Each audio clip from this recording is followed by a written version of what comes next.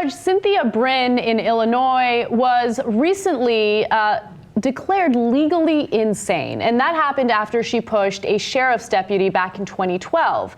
Now, she wants to get back the opportunity to be a judge. After this happened, she was suspended, understandably so, and she said, look, I had some issues, I was undiagnosed, but now that I'm on my medication, I should be given the opportunity to be a judge again. Now, I want to give you more details as to what she did and the multiple breakdowns she had. So Brin was actually found not guilty of misdemeanor battery by reason of insanity last year for shoving a sheriff's deputy outside the Delay Center during a manic episode in March 2012.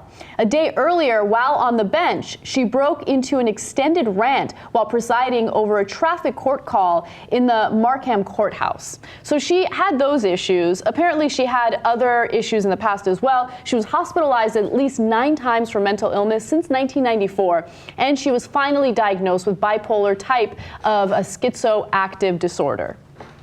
Okay, so should this insane person be allowed to judge again? Drop it. The court is in session. Ironically, none of us are crazy, so I don't know if we're a jury of her peers.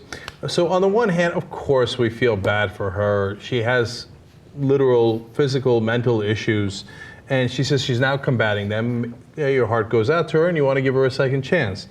On the other hand, now people make good points that, first of all, every important case in front of her is going to be challenged on appeal. I'm sorry, Your Honor, but our case was in front of literally a crazy person. She's been deemed legally insane. So the minute you lose the case, there's no way you're not going to appeal on that basis. She was deemed legally insane for that particular incident, right? And she wasn't diagnosed or properly diagnosed up until she was finally diagnosed with a bipolar type of schizoactive disorder. And then after you're diagnosed and you're given the appropriate medication for it, you can control your behavior and everything is fine. At least that's what her psychiatrist is saying. Apparently there are a number of people who have a similar condition and they're working and everything is fine as long as they continue to see their psychiatrist and they continue to take the drugs. Now, I hear what you're saying about people trying to appeal based on her mental condition, but I mean, I don't think that it's fair because this isn't something that she can control. Do you see what I'm saying? Like, I know, but then perhaps she shouldn't have that job. No. But, okay, so you're misunderstanding what I'm saying, though. It's not that she can control whether or not she has this mental illness, right? She can control the mental illness once she's properly diagnosed, and that's what's happened. Justice Kasparian, I hear you, but let me present counter evidence here. First of all, she was diagnosed in 2009 with the schizoaffective disorder. This outburst happened in 2012. Why? Because 9 different times she had these outbursts because she would refuse to take her medicine. Now, that's on you. You see what I'm saying? You got the medicine, you didn't take it, and you did that over and over and over again. So it's not like a second chance, it's like a 10th chance at this point. She became catatonic in one of the episodes, and she knew. She's been having episodes all the way since 1994. I'm sure there's good reasons why she didn't want to take the medicine, but if you don't take the medicine, then you can't be a judge. And there was a lot of chances already given. Now, her psychiatrist that you talked about said, I'm sure everything will be all right. There's only a 10% chance that she would have another relapse. Well, 10% is not insignificant while you're on the court, right? So my heart goes out to her, and I hear what you're saying is not fair. Fair or not fair, I'm not sure that she can do this job. I vote, well, I feel guilty voting guilty, but I vote no, she can't go back. The thing is, the reason why I feel so terrible about this is because she's 55, and that's what she went to school for, that's what her entire career was about. Like, what is she gonna do now? If you don't, and I get it.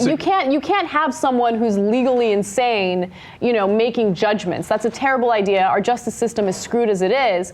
But I mean, a big part of me wants to give her another shot. And a big part of me wants to say, hey, you know what? Take your medicine, go see your psychiatrist, just make sure you follow through with your promise and we'll give you another shot. But it is hard. I totally understand. I totally agree. We have too many crazy judges believing in stupid defenses like affluenza and stuff, and we can't have like another crazy judge out there. So I don't know. I can't abstain, but I don't know what my ruling is. I'm indecisive. Okay, all right. Well, yeah. That's not really allowed in this court, but we'll come back to you.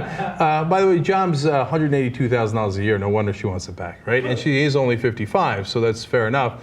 Justice Jackson. I think it's easier than what you guys are making it out to be. honestly. Let her back on. Fuck it. Let her try it. I mean, there's a lot of. It's easy for you to say, fuck it. You're not in front of her. But I mean, there's the thing. I mean, she's not a truck driver. She's not operating heavy machinery. She's not necessarily a threat to the general public by doing this job. And many people have mental illness. I had a friend in college, and the whole time I knew him, not until senior year, he had a flip out episode in the middle of class, and we heard about it. And we're like, oh, I'm not gonna say his name, but oh shit. The homie flipped out in class. What's wrong? What happened? He stressed out? Is he? And they're like, no, he has a history of mental illness, and he didn't have his medication for whatever period of time. Flipped the fuck out, ran out, and everything, and we never knew it. But doesn't mean he doesn't get to study anymore. I mean, I get it's a different job, but what does she get to do? Yeah, McDonald's? what is she gonna do now? Exactly. Look, I'm. Let her go. I'm not as strong on this as you are. I'm definitely not as strong on this as you are. But I'm leaning toward your direction only because I don't want to set a precedent where if someone has been diagnosed with a mental illness, then we get to destroy their lives and they don't get to carry on with their careers because, hey, we just don't trust them. You see what I'm saying? No, I see exactly what you're saying, and I feel terrible about it, and I understand. And I'm not trying to like ride her. I'm not saying like, she cray, we can't have it, right? I'm just saying that every case is going to be appealed. Somebody's going to get off because of it. And yeah, she can't operate heavy machinery. And by the way, she might be deciding, I don't know what kind of judge she is, but she might be deciding the fate of someone's life. So I love her, but I can't have it, especially because she made the mistake 9 different times. And she has a history of not being on the drugs. Chief Justice. Opposite on JR, I'm completely on your side for sure. Like, I wouldn't want to be in front of her as a plaintiff, or like, what if I'm going for life? Like, I don't want to take that chance with this person who's had the chances to not go off her meds. Yeah, I mean, look. And I've watched Homeland, people. You know what happens. And think about it this way. They say her own psychiatrist says only 10% chance. But, as Jesus was pointing out, if you're a criminal defendant and you're in front of her, you say, well, there's only a 10% chance she's going to lose it and send you away for life. That's not a chance I want to take. So, yes, there are other jobs she can do. I don't know what they are, and they probably don't pay $182,000 a year. And you could even call it a tragedy, but I got to vote no. Look, it's amazing that she was a judge for this long already. She's 55. Who knows how long she's been doing it for? And I don't know. She's been having episodes since 1994. That's a lot of people that took the chance with her. Yeah, back when she wasn't on her meds, and she made that decision. Now, I gotta be honest. I gotta be honest, man. Every time certain folks in this country get in front of a judge, we think, oh, I'm fucked. This is a judge, and they're probably not gonna rule my way because they're a judge. I'm not gonna get too specific, but no one really trusts judges. Do you think when you're in trouble or you're not in trouble and you're trying to defend yourself, you go in front of a judge? Yeah, you know what? I have total trust in this judge as long as they're not manic. I don't trust any of them. But imagine you already don't trust them. Imagine going to a judge you don't trust and they're crazy. Like, come on, no. There's such a stigma on crazy. What does crazy mean? I feel bad, but it appears the court is split. Do you have are you officially ruling in JR's side, Anna? I hate the story. It's such a difficult story to rule on. I'm leaning toward JR's direction. However, I will acknowledge that you do make a good point about her multiple breakdowns and how she refused treatment up until now. Give me an abstention. Give me an abstention. Give it to me. Give it to me. I'm going to rule in JR's favor. Thank you. Yeah. Oh, because if she'd abstained, we would have won. We're split, so you got to decide it. We haven't put a poll up on the website in a long time. I don't even know if we're capable of it, but we're going to try. Okay. So if you're watching this on YouTube, you'll find a link to wherever the poll is. Okay. You decide, and we'll report back to you guys tomorrow on whether she gets to keep her job or not.